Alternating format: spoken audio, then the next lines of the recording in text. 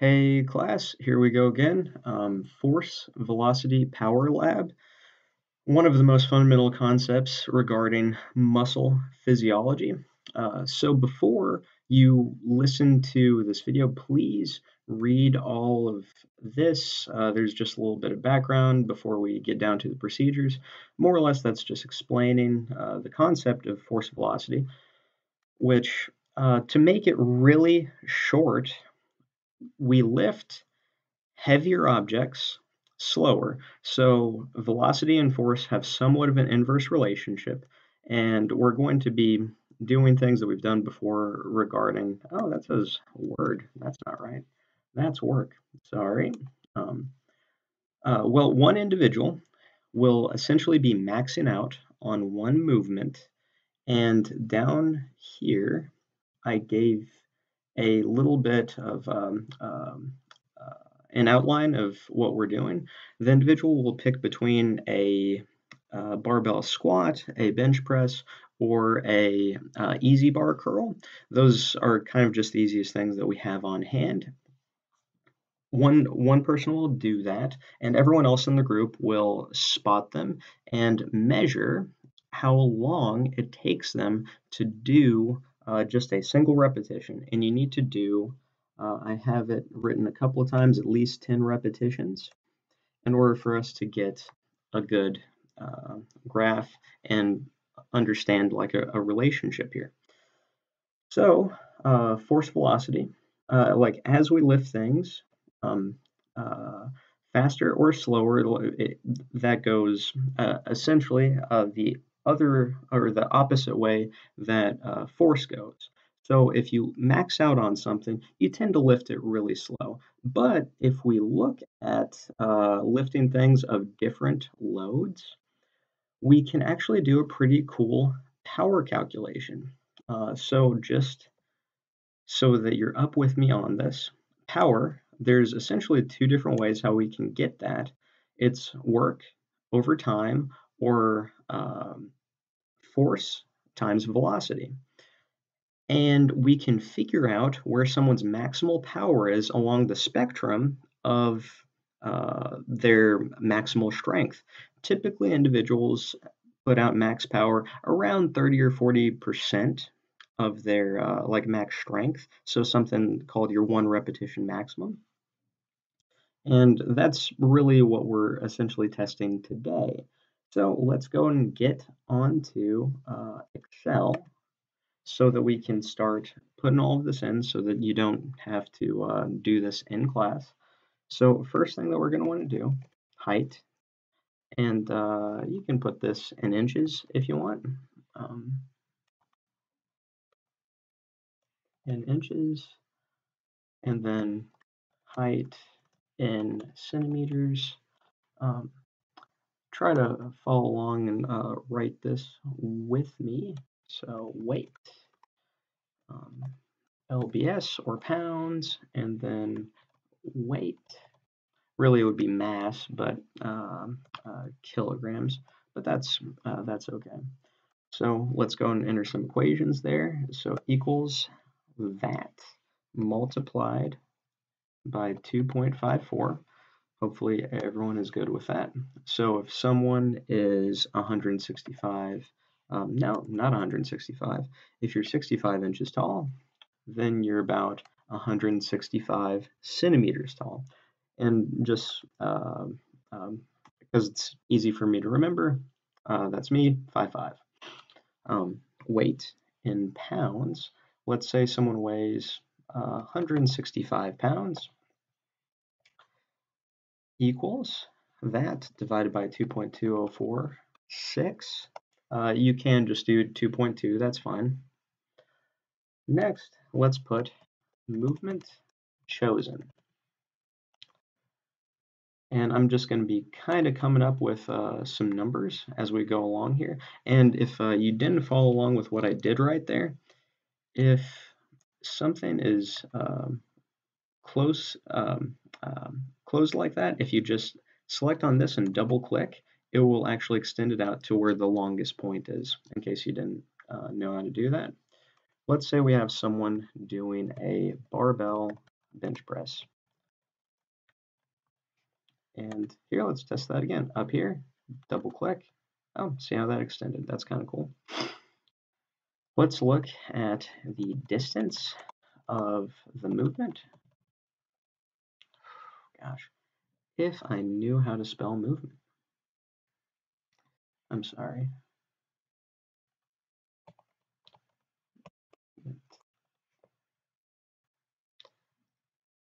Gosh, that is that correct? Gosh, I'm sorry.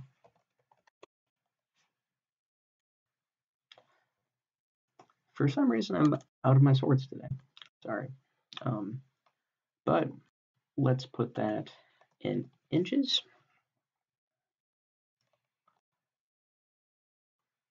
If you spell movement wrong, I will never take points off for you. Let's extend that out.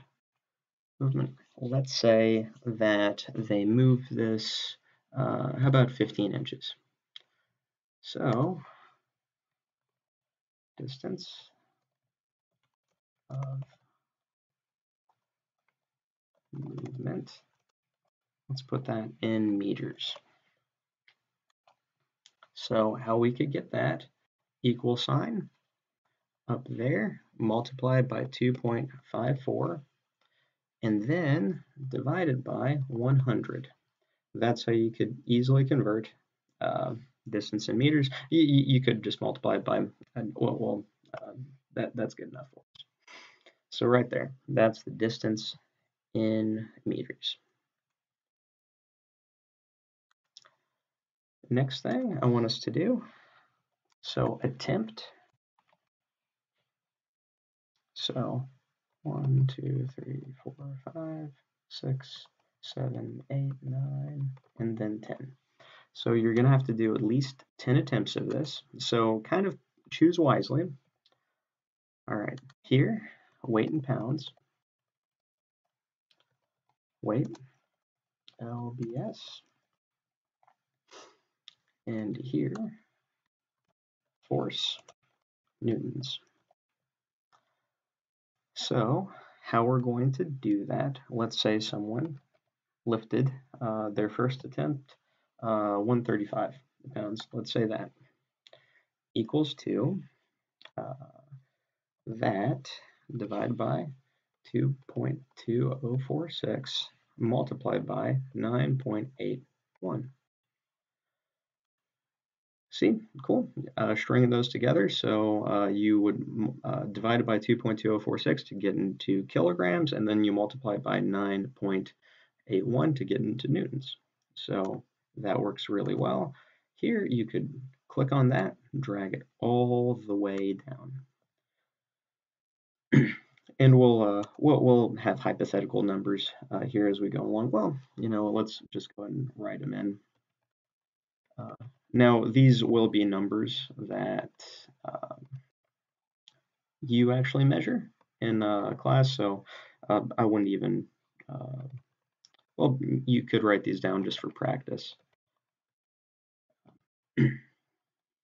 There. So essentially going up 10 pounds every time, and then that's going up, around like 45 or so newtons every time. Next thing that we'll need is the speed. Speed, and that will be in seconds. So let's just hypothetically say that this took 4 I don't know, like about half a second. And then 0.6, 0.7, 0.8, 0.9. And granted, it probably won't be this clean whenever you're doing it, but you will only be measuring the concentric or upward phase whenever they're actually doing their movement. So if you are doing a barbell bench press, it would actually be nice if whoever was doing it paused on their chest first and then waited for everyone to go, and then someone said go and they just go for it as quickly as they can. Next variable, not C, velocity, which will be in meters per second. Okay, so there, let's extend this a little bit. Okay, now here's something that you're gonna have to do, equal sign. So right there, the meters is 0.38 meters. You're gonna have to click on that, but you'll have to go up here, click in between, and if you do like Shift or Command, I'm not sure if it's Command on a Mac actually, just make a $ in there, and then divide by the seconds, and then press Enter. So the reason that we did that $, let's check if it worked. If you do that $, that $ stay, or that cell stays the whole time that we're dragging it down. So if I hold it here, drag it all the way down, then see, $ stayed, seconds. Good. So here, let's go ahead and highlight both of these cells, and let's just take it to the 10ths place.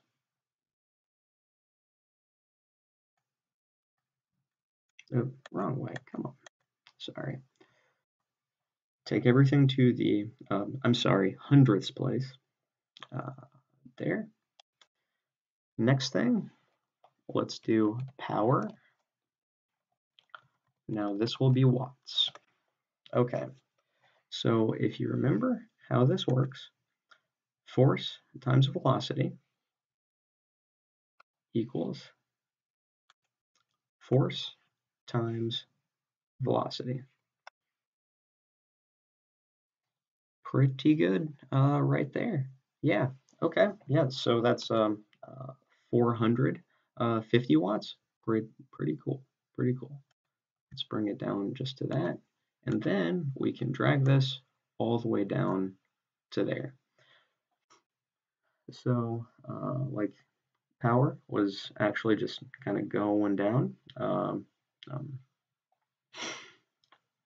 effectively the whole time. So it looks like they actually peaked on power on the very first one, so of the hypothetical person that I'm talking about.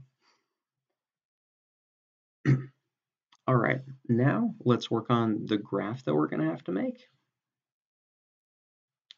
So let's do this. If you highlight the force and then hold down Control or Command and then highlight velocity and power.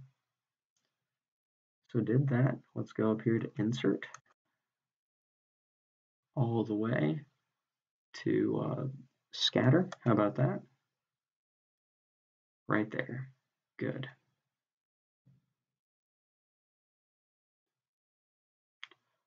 Well,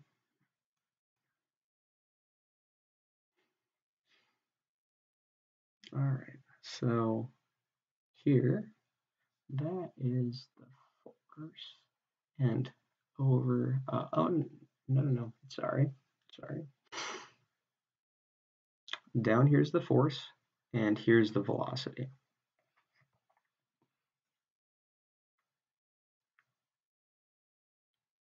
Is that right?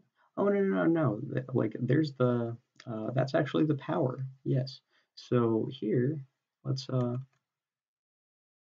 make that the secondary y-axis. Yes. Good. Yeah. No, that looks considerably better. And then here, that's the velocity. So yes, what I want is the power. You see how you highlight on that? I want that to be the secondary y-axis. I like the force on the x-axis and the velocity on the y-axis. So let's go ahead and make sure that we've got all of that. V and power.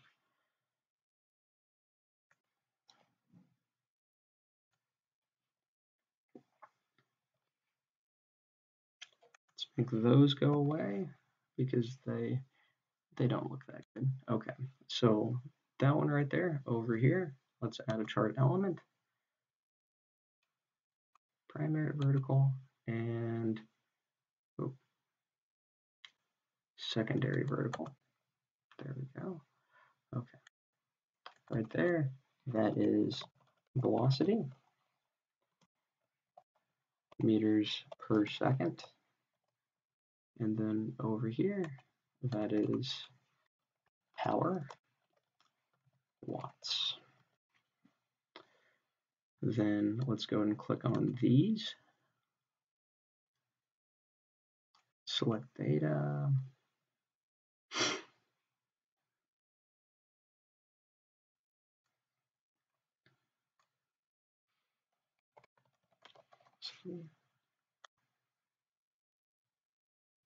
Then second series, so that would be power. There we go. Okay, all good. So we just graphed all of that out.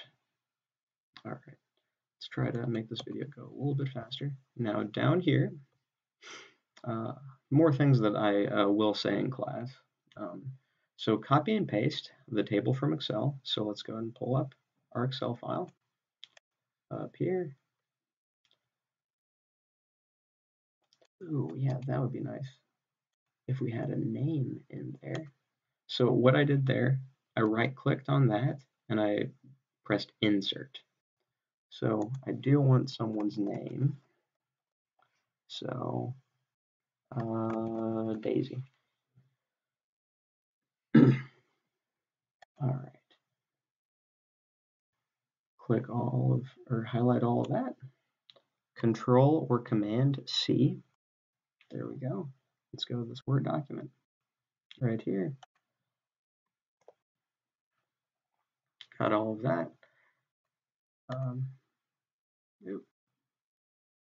Right there. You could click into that and add all of those if you wanted to. That's really not that important to me. I can read that just fine. As long as I can read it pretty well, I will be happy. Oh, and there, I didn't reduce the amount of decimal places.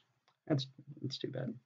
Okay, here, provide a graph with velocity on the primary y-axis, power on the secondary y-axis, and force on the x-axis. Okay, let's go back and look at it.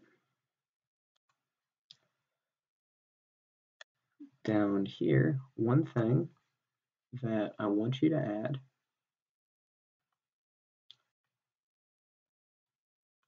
design. So go and click on the chart, design.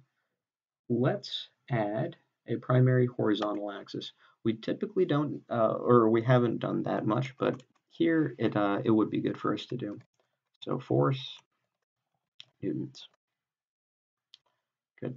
So there we have that y-axis, that x-axis, all good stuff right there. Make that go away. Control or Command C once you click on that. Now let's go down here. There we go. Looks good. That's all I'm really going to expect you to do. All right. Now let's look at the questions. What percentage of max force, or what was the percentage of max force where maximal power was reached? So just in what we looked at over here, it looks like it's this first one. So what you could do, equal sign, that divided by that, if that is the true one repetition max, and then multiply it all by 100. So 60%. 60%. Now, granted, I did say it's normally max velocity somewhere around, not max velocity, max power is normally around 30 to like 50% or so. Here, probably just wanted to, we probably should have started a little bit lighter and like had larger jumps, but that's okay. So that would be 60% right there. So there, maximal power was reached at 60% of max force. And remember, highlight your answers. Good. What happened to the velocity as the force output increased? That one you're going to have to answer that on your own. And this very last one, how could you apply this concept to training individuals that want to increase their power output? Yep, good. There we go. That was that's really it. It's going to be our lab. Hopefully you have your Excel all ready for us to go. Cool. See you in class.